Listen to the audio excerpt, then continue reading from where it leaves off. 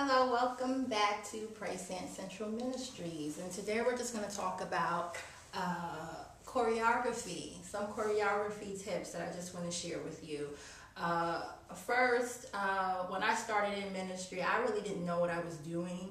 When I used to listen on the train to my little CD player, and I would see these beautiful dances. And I would see myself doing them. And I'm like, I cannot move like that. It's like, no way. And where are these dances come from? I haven't seen anyone do these things. I'm not trained. I don't know, how to dance, in ballet or anything like that. But I saw ballet type movements, but not really ballet. It was just the gracefulness of it, I would say. And that discouraged me because I didn't know I wasn't trained in that type of dance. And I thought in my mind that I had, in order for me to be able to praise dance or dance, I had to know ballet. And I'm just here to tell you that is not true. And that is that type of mindset or that belief is a hindrance. And it's a hindrance on anyone who God has put in their hearts to dance before Him. When you dance before Him, this is what I did. I felt silly when I started doing this, but this was the instructions that God gave me. I couldn't do it in my house. I didn't have any room. I was 5 brothers and sisters, and I didn't have any privacy, and I was embarrassed. So I would go to church, and I would shut in that church, and I would bring my boom box, my little radio, and my little CDs, and I would shut in, and I would just move before the Lord. I would close my eyes and try to mimic everything that I saw that God was showing me in my mind. And I call it my mind's eye because I see it. And I just let my body just move, and I just flow with it. And as I did it often in worship unto the Lord, it was just me and Him. I got better and better, and I was freer and freer in my dance, and I can express myself the way that I wanted to and what I saw in my head. And I believe that these were dances from God, straight from His throne, because I didn't see anyone do it. And after that, I started searching out for dance ministries, and I couldn't find any online. It was really not online.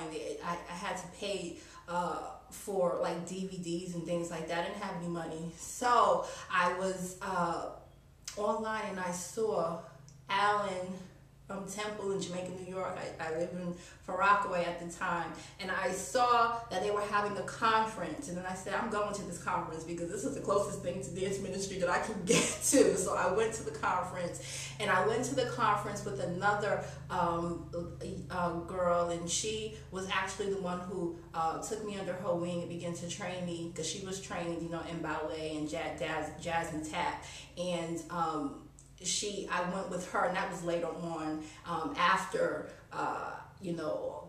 praising God in the dance by myself, in my prayer time, in my quiet time, the Lord shutting in. I found her, and then a year later, we went to this dance conference, and I was blessed because I saw movement, the same movements that God was showing me in my head. They were doing similar things, and then I said, this is of God, because I didn't see this happen. The only thing that I saw was mime. I think it was K&K Mime, and they were just like miming, and I said, oh, that's cool, and I bought a DVD from them, but it wasn't what God had put in my heart to do. So I went to the conference twice. They have one every year. I'm not sure if they still have it.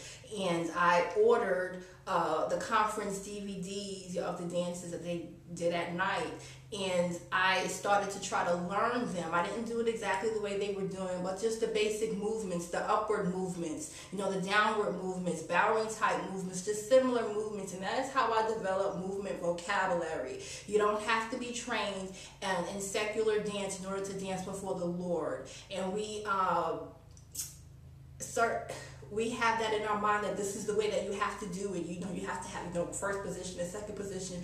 All of that stuff is technical training is good, and it has its place, but it's not necessary. So if you're just starting to get out in ministry and you can't afford those type of classes, know that it is not necessary. If God is showing you dances in your mind, that is what you are to be doing. Don't try to do anyone else's dance. Don't try to incorporate something that you don't know how to do, because first of all, you're You're going to look awkward. You're going to look like you're uncomfortable, and it's not going to look right because you don't know what you're doing. And there are people that you're going to be ministering to who are trained in the dance. And when they see that, and they're going to say, what are you doing? You're not even, when you want to bring something to the people of God, you want to do it in excellence. And if you're just doing something just to be doing it because you've seen it on YouTube and you're trying to mimic someone else's dance, their labor of love, which is wrong. We're going to talk about that in another video.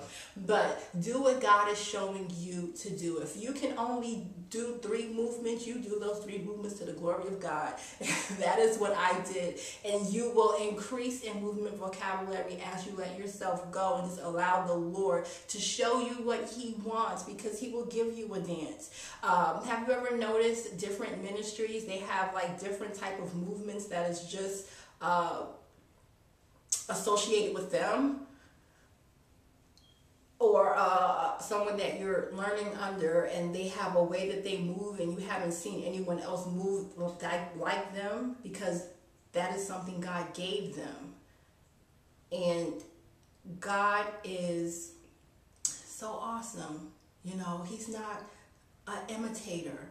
Everything, just like His grace, and His mercies are new every morning. He gives us new dances, new movements. We don't have to keep recycling the same movements over and over again. That's why it's important to be in prayer. Before you, as you're listening to music, as you prayerfully, get a song, close your eyes and meditate on what the words are saying, how it's true.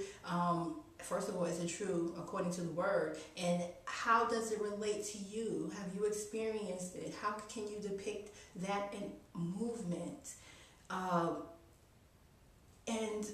Just to let you in on something, another reason why a lot of people don't like praise dancing, or they don't accept it, or they don't see it as a valid ministry, is because of some of our choreography. Have you ever seen a ministry or sat under a ministry when they're dancing and their dance doesn't depict what the song is saying? They're just moving their arms and legs and doing spins and just doing all of this ballet type movement that has no meaning.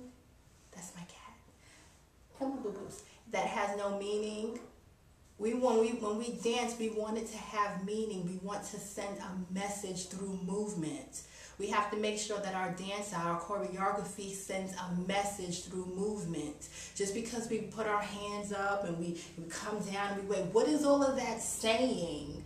That's why if you can, miming is a good thing to look at if you haven't looked at it already, how they kind of make the words come alive. We have to kind of do something similar to that in our dance, make the words come alive in our dance. I'm not saying that you have to mime, but just as an example, look at what they do. And Mr. Cat, look at what they do, and you know how, for example, came out, those are my people that I know. I know other ministries, but I can't, something that you can be familiar with. How they depict the words through movement. That is what we should be doing in our dance. So choreography is very important in how we put our dance together. Prayerfully put your dance together. Prayerfully see the choreography that God is showing you. And also, I'm going to talk about this in another video, but do not steal someone else's labor of love. I know that we have YouTube and we have all of these social medias, and we can access a lot of information and videos, and there's a lot of dances on YouTube, and sometimes if we're not careful, we can take someone else's labor of love, something that they prayed about, something that they fasted about, something that God gave them directly, then we take it as our own and try to minister it to others, and that is wrong, because if God is calling you to ministry, He can give you a dance to dances that God gives you. I'm not saying that it's wrong to go and learn other movement vocabulary. That is how we learn. We learn from other people, and we also learn from what God is giving us. But it's not wrong to learn movement vocabulary, but don't steal anyone else's labor of love. Don't steal their whole entire dance and then try to pass it off as your dance, as if God gave it to you.